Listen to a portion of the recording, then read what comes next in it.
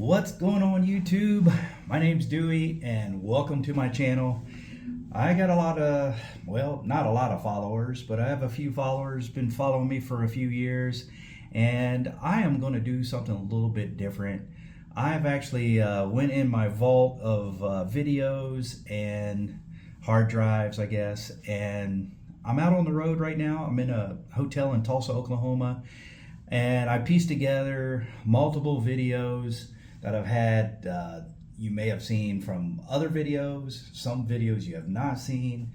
So I kind of just put it together with an edit, no like dub overs or anything. So you're gonna hear a lot of wind noise, but I'm gonna try something a little different. I'm gonna try to narrate a little bit as the video's going on, tell you a little bit about the airplanes.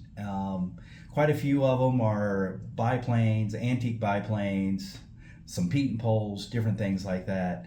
Andrew flying, I'm flying, some other people are flying. We're just having a good time, and this is really a collection of videos over probably the past 4 or 5 or 6 years.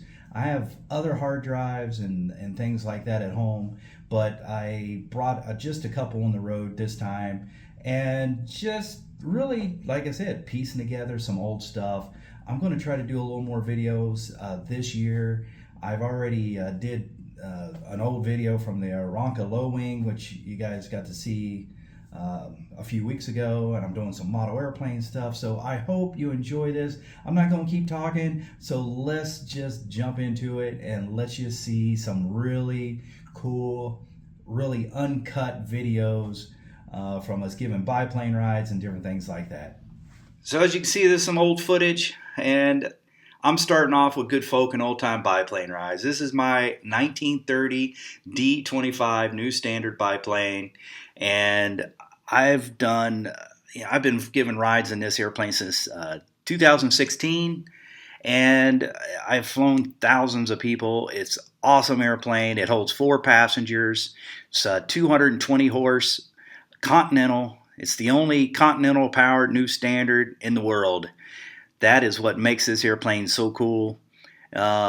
Originally it had a Wright J5, which was 225 horse Wright, but it had 90 more cubic inches than what the Continental puts out. All the other, which there's only I think 6 or 7 other flying, there's maybe 8 total, they have Wright J6s, 235 horse, 760 cubic inches. This is 220 horse, 670 cubic inches. You can see I'm flying a couple here. We're just having a good time. I've flown thousands and thousands of people. Here's with 4 passengers. I remember flying this family here, and I'm doing a wing over. So with 220 horse, you don't get a lot of ups and downs, but you do get a little thrill ride for everyone to enjoy. After I do my wing overs, I will go into a steep turn and give them a little bit more thrill, a little more G's. And I'm always doing the wing overs and steep turns over on the north side of my strip in Jamestown, Ohio. This airplane was built in June 28th, 1930. I bought it June 26, 2016, and it's 95 years old this year. It's pretty awesome. I'm pretty excited. This is a treat here. This is the F-82. It's twin Mustang. This is the Barnstorming Carnival that I put on in Springfield, Ohio. This is probably 4 years ago. We're having the event. It's a Saturday and Sunday event, and we hear Twin Mustang on the Unicom frequency. They're coming in to get fuel going to Oshkosh. Pretty cool. Oshkosh advertises this was the first event that they've participated in, but I say really it was the Barnstorming Carnival. They actually stopped and got fuel. We pretty much stopped the whole event. All the spectators went around the airplane. It was pretty awesome. We had a couple thousand people there. This is Ted Davis flying his New Standard. This is one of the 7 that's flying today. More New Standard stuff. This is some friends of mine, some scooters. They were kids when I met them, but they helped me load passengers, and we're going into the farm. The farm is a private location somewhere in Indiana, and a barn, a group of barnstormers. We land out in a hayfield and spend a night with the family. It's pretty cool. Very, like I said, it's kind of a private event. And they went in and flew in to the field with me. Times, not good times in old so folks. Here we are loaded up at an event in Hagerstown, Indiana. This is their, it's a Tuesday afternoon flying event. They get sometimes up to 3,000 to 4,000 spectators at this grass strip in Hagerstown, Indiana. Our barnstorming group, after my barnstorming carnival in Springfield, Ohio, they stick around, and on Tuesday we go to Hagerstown, and anywhere between about 15 to 25 airplanes show up to Hagerstown, and we spend the night. After we give rides, we head up to eat pizza. So this is Andrew flying a D7 over at Wright-Patterson at the Air Force Museum, and he's starting the engine now. Andrew did some test flying with it and got me to start flying it. So Andrew and I flew the hours off the airplane. This is actually a home-built, full-scale home-built with a Gypsy Queen engine. We did a lot of testing with it, did a lot of flying, and the last dawn patrol they had over at Wright-Pat, Andrew and I flew the airplane over. He was flying a DR-1, which is Falcon triplane. So there he is taking off. It's an awesome airplane. That engine is running about 1,850 RPM. Sounds like an old John Deere tractor from the 30s. There he is doing a couple bank turns. During this event, you can't really do any maneuvering, so wing wag's about it over at the museum. You're not allowed to have an air show or anything, or we are not allowed to do any air shows because the waiver does not require it. This is the D7 or DR1 taking off. This has a flat, I think it was Lycoming engine on it, and so that's why it has high RPM. So here we are flying a 1946 Aeronca Champ. You probably saw my videos from a couple years ago. I flew a Champ from Salt Lake City to Dallas, and what was really cool about that, it took me 2 days to get there, but I picked the airplane up, went through a couple of passes, and I made a couple stops. I can't even remember the first stop, but the second stop I stopped in Wichita Falls, and then we're taking off out of Wichita Falls. Stayed in a horrible hotel there, but that's I have a YouTube video about this ferry trip, and I flew it to Mount Pleasant, Texas, which was just east of Dallas, Texas. Beautiful airplane, flew great and looked great. Probably the nicest Champ I've ever flown. And I have my my GoPro 3D GoPro 360 on at this time. It's kind of hard to edit a lot of these videos because of the different cameras, and I'm not really all up to speed. My computer is a 2014 MacBook Pro, so it's hard to keep up with these cameras. Here's Andrew flying a Fleet with a Kenner, 5-cylinder Kenner on it. I can't remember where he was coming from and where he was going, but he stopped in to the Dewey drone so we could do a little video, a little walk around. I'm pretty sure that we have a video on YouTube with this aircraft also.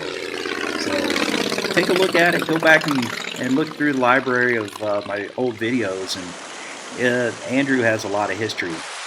This is a 1930 Waco CRG, only Waco CRG in the world.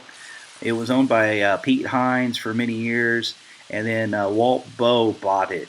It's now recently sold to someone else, but this was flown out in Sacramento, California. Here's Andrew flying a Bird, and this airplane was personally owned by the Lindberghs. Charles Lindbergh bought this airplane for Anne to learn how to fly in 1930. You can watch the video on my YouTube and check it out. But one thing I do regret, I did not take a ride in it. Here's one of my buddies, Mark. He's flying a Hatz biplane he actually built this airplane. So he stops into the strip, and it has a engine on it, so that's what makes it really cool. It's a burner. Andrew taking off into Great Lakes, and as you can see, Andrew's stopped at the drome many times, but he does a lot of ferries from the East Coast to the West Coast, from the West Coast to the East Coast, flying vintage antique airplanes, which is really cool. So this is a Warner-powered Great Lakes, and here he goes taking off. My strip is just below 1,600 feet, no obstacles, so it's actually good for what we're doing. He's lifting off. All right, this was an epic trip, 4 days. Andrew flying to Great Lakes. I'm flying a PT-22 I picked up in Houston, Texas. Andrew picked up the Great Lakes in San Antonio, and we spent 4 days to fly him out to Sacramento, California. He went on more north than I did, but here I am taking off. This is a 160 horsepower Kenner, 5-cylinder Kenner, 21 hours of flying in 4 days, and a lot of clickety-clack, bang, but we had a great time flying wingtip to wingtip, airport to airport, and I tell you, this was the journey. I wish we had better camera crew with us to actually document our fun and our experiences and the people we've met. We met a couple people, I don't even know where it was just cool stuff. Andrew, he's flying an air coupe here, and what was cool, I have lots of video of us flying this air coupe. I got in the left seat, he was in the right seat. We went up and flew it around. I talk about how it flies. It has no rudder pedals. And Andrew has flown a couple air coupes now and ferried a couple. He doesn't ferry just any airplane, so it's a very special thing for him to fly that. I do, actually. Here is the oldest Pete and Pole air camper in the world flying. And this is Andrew's airplane. Keeps it up in Broadhead, Wisconsin now. We kept it at my place for probably 4 or 5, 6 years. And now we keep it at Broadhead, where it can be where it should be, where other Pete and Poles are. They can hang out. My friend Don giving me a prop, and here I go. It has the Model A Ford engine on it, 40 horsepower, single ignition, no brakes, just tail skid, and it is by far the nicest flying Pete and Pole air camper that I've flown, and I've flown 2 or 3 other ones now. It's just balanced well. This airplane was built, I believe, in 1932, when it was first built. There I am doing a high-speed flyby, about 60 miles an hour. This is I believe, at the Pete and Pole fly-in. This is right before Oshkosh. There I am propping Don Epps' Pete and Pole. He built this at home, and he's flown it many years. Raised his kids flying them, so it's kind of cool. I bet you every son or daughter he has flown in a Pete and Pole. Here's a